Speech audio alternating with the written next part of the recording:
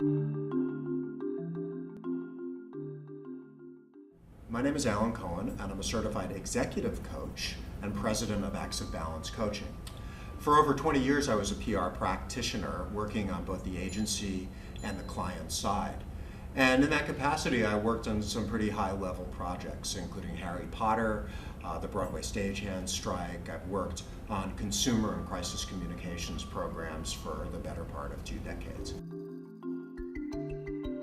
So today, what we're going to learn is how to stretch our clients beyond their comfort zone.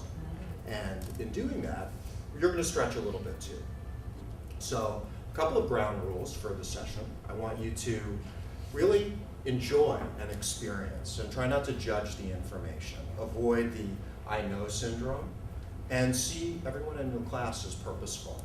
And we are able to learn something from everyone. Does anybody want to share a definition of what they think a coach is? An advisor. An advisor. Okay, what else? Someone that helps you achieve your goals, whatever they may be. Fantastic. My definition of a coach is someone who works closely with a client to design an alliance to help the client get what it is that he or she wants, and to really look at those things that are maybe getting in the way of the client from achieving success. And what the coach does is really empowers the client to come up with those solutions for themselves. And together, there's great synergy, there's great power in that relationship. Also, a therapist, a psychotherapist, will deal much more with your past to move you into the present. A coach will mainly move you from the present to the future. With that said, there may be times where it's important to look at some things that maybe happened in the past because they may be blocking you from moving forward. But the difference, and it's a very, very important one, is that therapists view the client as someone who is sick and needs fixing. Someone who is operating at some level of dysfunction to move them into a functional state. A coach's job is to move you from functional to optimal, from good to great, from great to greatest. Very, very different. Core energy coaching, which is what we're going to be talking about today, is a very, very different model. Core energy coaches work with clients to look at what it is that they want and really remove those blocks that are keeping the client from moving towards success. And one of the principles of our training is that energy attracts like energy, and that really we create the world that we want. We believe that our thoughts, our feelings, our emotions, our words are all energy. We're all connected by energy. And the energy that we put out into the world, whether it be positive or negative, attracts that same energy back into our lives. So we actually create the world that we want. And if you think about it in terms of like a light bulb, so a light bulb, a 75-watt light bulb puts out 75 watts of energy. Human beings have the potential to put out 10 million watts of energy. I'm making up that number, but it sounds good, right? A lot of energy, a lot of energy. Most of us are putting out a very, very small fraction of our potential. There are two kinds of energy. There's anabolic energy and catabolic energy. Catabolic energy is destructive energy at a molecular level. It sort of eats away. It's people who have a lot of catabolic energy, which is probably the greatest percentage of the world, are either living as victims or they're living in conflict. And catabolic energy is very, very powerful, as opposed to anabolic energy. And this is where you want to get your clients. You want to move, you want to shift your clients into anabolic energy. In anabolic energy, anything is possible. Anabolic leaders are people who live in possibility, they live in opportunity. They're positive people. They're change agents. As coaches, we want to be full of anabolic energy. We want to move our clients from catabolic into anabolic. You can try to change the thought that's creating the negative energy, that's attracting more of that stuff in. And that works. That works, but it feels like work. Okay, now I gotta change how I'm thinking about that situation because I know it's not good for me.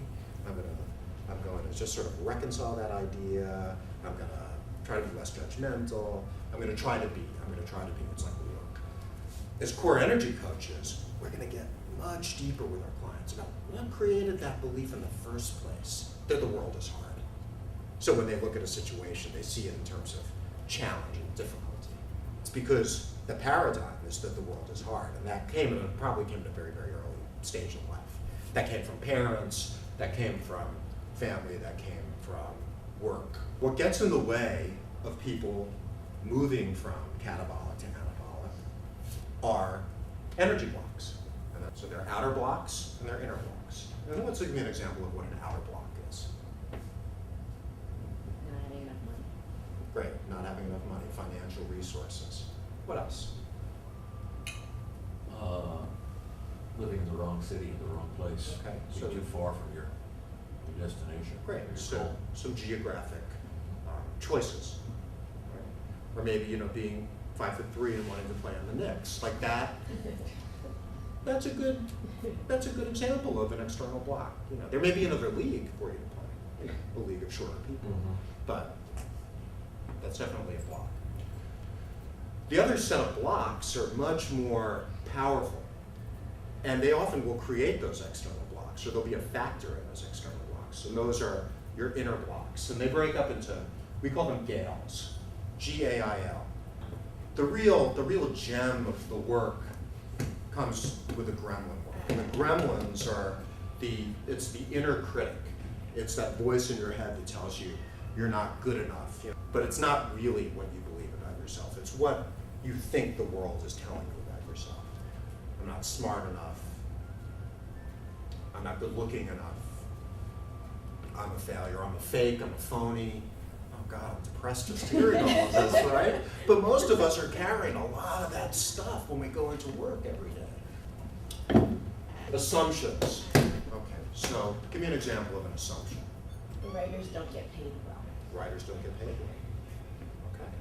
And what is that assumption based on? Things that I've observed. So your assumption is really is based on how something was in the past and how it's going to play out in the present and probably the future. Interpretation. What's a different way that you could look at that situation? What would a person who had a totally opposite view of the world say about that situation? What might you do to find out how valid that interpretation is? How is it serving you to hold on to that interpretation of the situation? How's it affecting your energy? What would be the benefit to reframing that interpretation? So that's what you want to do with your clients. Constantly challenge those interpretations. Limiting belief. All right, I know I've heard a couple of good limiting beliefs already, so somebody come at me. Most companies are only interested in somebody that has an MBA from a top 10 school. Great. And how would a limiting belief like that affect decisions that you make, actions that you take? You may not apply to certain companies. You may not aspire to certain positions because you feel that you're already going to be discriminated against based on where you went to school.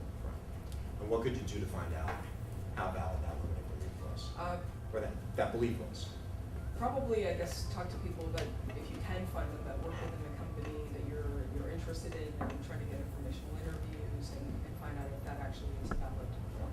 And what's the best thing that could happen out of a discussion like that? It either could corroborate what you think or does away with your limiting belief. Right. And what's the worst thing that could happen? The worst thing that happens is you discover that that company doesn't fit who you are, and you're better off to look someplace else anyway. So there might be some benefit to actually challenging that belief. So a limiting belief is really your judgment or your view of the world and the people in it. It's kind of it's a more macro interpretation of how things are and how things always will be. So as you leave here today, I challenge you to start thinking about the world through a somewhat different paradigm. If anyone has any questions, I'll be staying afterwards. You can email me at alancohen@axofbalance.com, or you can call me at 646-489-4989. And congratulations on taking a first great step on really empowering yourselves and empowering